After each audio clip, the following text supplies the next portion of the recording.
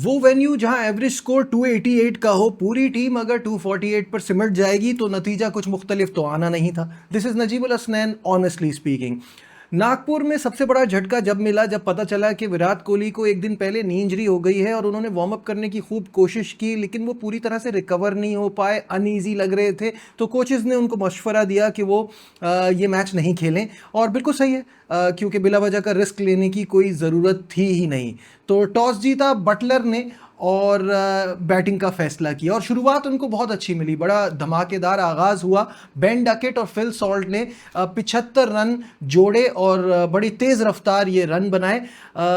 Phil Salt, जिनके लिए मैंने आपसे पहले ही कहा था कि वो जो आखिरी T20 की इनिंग थी उनको बड़ा कॉन्फिडेंस मिला होगा, वो बड़ा अच्छा खेल रहे थे। लेकिन जब आप इतना अच्छा कर रहे हो और रन आउट हो जाएं फिर अफसोस होता है, क्योंकि ये बड़ा अनलकी रहता है। तो वो अनलकी रहे और वो रन आउट हुए। 90 ओवर में उनकी विकेट गिरी जब उन्होंने 26 बॉलों पर 43 रन किए हुए थे, 5 चौके और 3 छक्के लगाए। इस शराकत के दौरान हर्षित राणा के खिलाफ खूब रन बनाए इन्होंने। और हर्षित राणा, जिनका T20 में डेब्यू ज़रा कंट्रोवर्शियल था, यहाँ ऐसा नहीं हुआ। यहाँ शामी के साथ उन्होंने नई बॉल शेयर की और पहले ओवर में 11, दूसरे ओवर में 6, लेकिन फिर उनके तीसरे ओवर में खूब रन लूटे गए। सॉल्ट ने इनिंग्स के छठे और हर्षित राणा के तीसरे ओवर में 3 छक्के और 2 चौके जड़े। पांचवें ओवर में इंग्लैंड का स्कोर था 26, but in after 6th over it was 52। तो ये आप सोच सकते हैं कि कैसी ज़बरदस्त पिटाई हुई हर्षित राणा की, और इतनी पिटाई के बाद तो उनको हटाना ही था।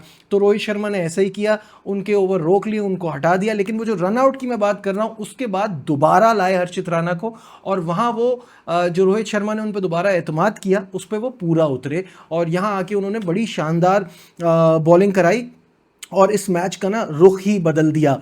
पहले जो 29 गेंदों पे 39 रन्स किए हुए थे बेन डकेट, उनको आउट किया और फिर हैरी ब्रूक को 3 बॉलें खेलने के बाद 0 पर ही चलता किया।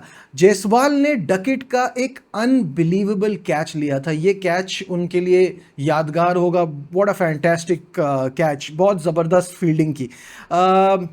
अच्छा, तो भारत को यहाँ ये जो ब्रेक थ्रू मिला, हर्षित राणा का ये जो स्पेल था दूसरा वाला, इसकी वजह से वो फुल कंट्रोल में आ गए। इसके बाद कप्तान बटलर, जिनको इंग्लैंड टीम का बोझ उठाने की अच्छी तरह से आदत है, वो आए और बैथल ने इनका साथ दिया। दोनों ने हाफ सेंचुरी स्कोर की, बटलर ने 52 और बैथल ने 51।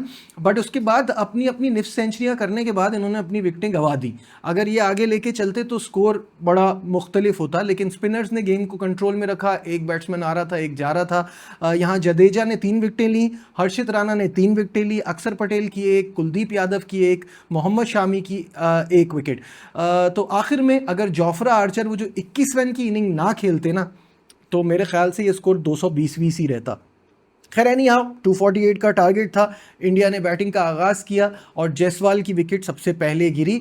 जायसवाल ने टेस्ट में अपने आप को बड़ा सेटल कर लिया है, T20 भी वो खेल रहे हैं, लेकिन उनको वनडे में ये बात को रियलाइज़ करना होगा कि यहाँ कंपटीशन बड़ा तगड़ा है, तो रन्स की बड़ी ज़रूरत है, रन्स उनको बनाने होंगे। ऑब्वियसली आज तो पहला गेम था और ये गेम मैंने कहा जैसा उन्होंने कैच लिया उनके लिए बड़ा यादगार दिन रहेगा। But he needs to understand कि मुकाबला for this slot is very very tough.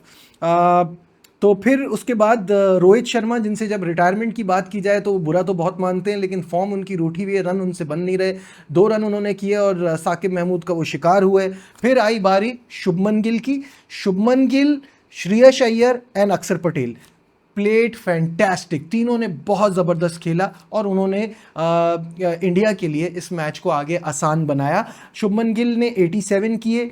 मुझे लगता है शुभमन गिल को मैच फिनिश करना चाहिए था, बट स्टिल उनको पता है पीछे ऐसे प्लेयर थे जो संभाल लेते। श्रेयस अय्यर ने 59 की, 36 बॉलों पे 9 चौके और 2 छक्के लगाए। अक्षर पटेल के 52 भी बड़े इंपॉर्टेंट रहे, बड़े अहम रहे। तो जैसे कि मैंने कहा, इन तीनों की परफॉर्मेंस की वजह से मैच थोड़ा इजी हो गया इंडिया के लिए। फिर केएल राहुल की बारी आई और उन्होंने एक हाफ हार्टेड शॉट खेला, कॉट बिहाइंड हो गए। आदिल रशीद ने उनकी विकेट हासिल की और फिर हार्दिक पांड्या और जडेजा ने मैच को फिनिश किया। हार्दिक स्कोर 9, जडेजा स्कोर 12 और 251 for 6 in 38.4 overs. That means 4 विकेटों से कामयाबी हासिल की विथ 68 बॉल्स रिमेनिंग। तो इंडिया की सुप्रीमेसी बरकरार है। मतलब कौन सोच सकता है, नो विराट कोहली, नो जसप्रीत बुमराह, फिर भी इतनी कन्विंसिंग विक्ट्री। तो इंग्लैंड को यहाँ स्टेप अप करना होगा अगले गेम में, और स्ट्रॉन्ग आना होगा। लिविंगस्टन को बैटिंग में अपना रोल निभाना होगा। जो प्लेयर खेल रहा है, जो चल रहा है, उसको 40s 50s से ऊपर जाना होगा, तभी आप इंडिया को उनके गेम में हरा सकते हैं, because India is at another level right now. और चैम्पियंस ट्रॉफी की तैयारी के लिए इंग्लैंड के लिए बहुत ज़रूरी है कि वो यहाँ से गेम में बेहतरी लाए। खैर एनी हाउ, तो जो इंडिया की परफॉर्मेंस रही बहुत ही शानदार रही। और आज मैं वही जो इनकी खाली इनका बॉलिंग यूनिट जब मैं देखता हूँ ना, तो मुझे फिर मैं इससे पाकिस्तान के स्क्वाड से जब रिलेट करता हूँ तो मेरे लिए बड़ा सरप्राइजिंग होता है। इन्होंने आज खिलाया कुलदीप यादव, अक्षर पटेल, जडेजा, 3 स्पिनर के साथ ये गए, 2 फास्ट बॉलर जो कि शामी और हर्षित राणा, एंड एक कंप्लीट ऑलराउंडर यानी कि एक और फास्ट बॉलर हार्दिक पांड्या। तो this is the unit that they went with. अब मुझे हैरत होती है कि हमारे सेलेक्टर जिस तरह की फजूल सिलेक्शन करते हैं और उसके बाद आते हैं और उसको जस्टिफाई करने की कोशिश करते हैं, उसमें कह रहे हैं कि आकिब जावेद साहब कह रहे हैं कि प्लेइंग 11 में तो एक ही स्पिनर होगा। भाई किस किताब में लिखा हुआ है? मैंने कल भी ये बात कही थी। आज आप देख लें 3 प्रॉपर स्पिनर्स के साथ वो नहीं गए, कंडीशन के हिसाब से आप उसको अपनी चीज़ों को स्ट्रॉन्ग बनाते हैं। आई अंडरस्टैंड कि अगर मैं अब ये बात कहूँगा तो आप बोलेंगे कि इंडिया के साथ कंपेयर करना is a little unfair, because उनके पास बहुत टैलेंट है, उनके पास इस वक्त उनकी जो क्रिकेट है वो बहुत ज़्यादा बेहतर है हमसे, ठीक है। लेकिन आप अपने रिसोर्सेज के हिसाब से तो काम करें। आप एक फ्रंट लाइन स्पिनर के साथ जाते हुए क्या सोच रहे थे? दैट्स वाई अभी बातें चल रही हैं कि चैंपियंस ट्रॉफी के स्क्वाड में एक तब्दीली हो सकती है। Middle order batter Tayyab Tahir obviously, क्योंकि उनकी कोई सोर्स नहीं है, तो उनको हटा के सुफियान मुकीम को डाला जा सकता है। क्योंकि ये बातें क्यों की जा रही हैं? क्योंकि पीसीबी ने उनको फिटनेस टेस्ट के लिए बुला लिया है। तो आई थिंक कि 11 फरवरी से पहले जो आप अपने स्क्वाड में चेंजेस कर सकते हैं, सुफियान मुकीम टीम में आ रहे हैं। तो पहले आप ऐसे काम करते क्यों हैं कि इतनी सारी दुनिया से बातें सुननी पड़े? तमाम एनालिस्ट, तमाम जर्नलिस्ट, तमाम फॉर्मर क्रिकेटर्स आपकी सिलेक्शन पे हंस रहे हैं कि आपका इवेंट पाकिस्तान में हो रहा है और ऑब्वियसली इंडिया की वजह से उनके मैचेस दुबई में। तो ऐसी कंडीशन में आप एक फ्रंट लाइन स्पिनर के साथ जा रहे हैं, हाउ इज़ दैट पॉसिबल? तो मेरे हिसाब से जो गलतियां की हैं और जिसको आप जस्टिफाई करने की कोशिश कर रहे हैं, सबको रिविजिट करना पड़ेगा और देखना पड़ेगा कि हमने जो हम टीम बना रहे हैं उसमें हम क्या गलती कर रहे हैं। और ये गलती सबसे बड़ी थी कि हमारा एक प्रॉपर स्पिनर था। सुफियान मुकीम की टीम में जगह बनेगी तो ये बहुत अच्छा हो जाएगा। खैर, बात हो रही है चैंपियंस ट्रॉफी और उसके मसाइल, तो फिटनेस के मसाइल, इंजरी के मसाइल बहुत ज़्यादा चल रहे हैं। Injury problem is a big problem in this champions trophy. और सबसे ज़्यादा जो प्रॉब्लम आ रही है वो ऑस्ट्रेलिया के साथ आ रही है। ऑस्ट्रेलिया का पहले ही हमको पता था कि मिच मार्श जो है वो बाहर हो गए हैं, और अब कंफर्मेशन आ गई है कि पैट कमिंस और Hazlewood are completely ruled out of the Champions Trophy. अब मुझे ये बात जो है वो बड़ी परेशानी की लग रही है, क्योंकि एक ही टीम है जो इंडिया को टफ टाइम देती है। तो अब इंडिया के लिए बहुत ज़्यादा चांसेस बढ़ गए हैं, क्योंकि मैं हमेशा कहता हूँ ऑस्ट्रेलिया एक टीम नहीं है, एक माइंडसेट है। उस माइंडसेट से डील करना बड़ा मुश्किल है।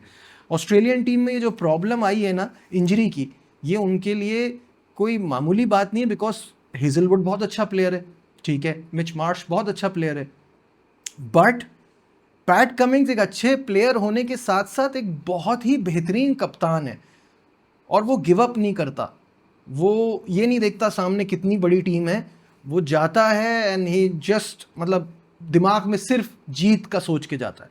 तो ऐसे कप्तान का ना होना ये बड़ा प्रॉब्लम है। चेयरमैन सिलेक्शन जॉर्ज बेली का ये मानना है कि ठीक है ये प्लेयर नहीं है, it is very disappointing, but बाकी खिलाड़ियों के लिए एक बड़ा अच्छा मौका है कि दे step up and showcase their talent on a world event.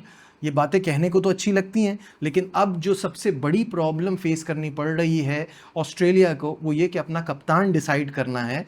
ये जो 2 वनडे उनके श्रीलंका के खिलाफ हैं और द चैंपियंस ट्रॉफी, और ऑप्शन आ रहे हैं ट्रेविस हेड और स्टीव स्मिथ।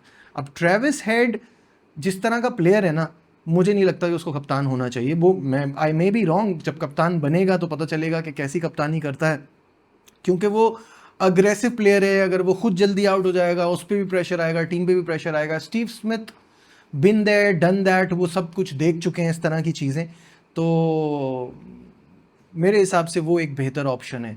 आप क्या सोचते हैं कमेंट्स में मुझे ज़रूर बताइएगा। और अगर अब तक आपने मेरा चैनल सब्सक्राइब नहीं किया है तो kindly subscribe to the channel, like share subscribe, देखते रहिए Najibul Hasnain honestly speaking. Bye.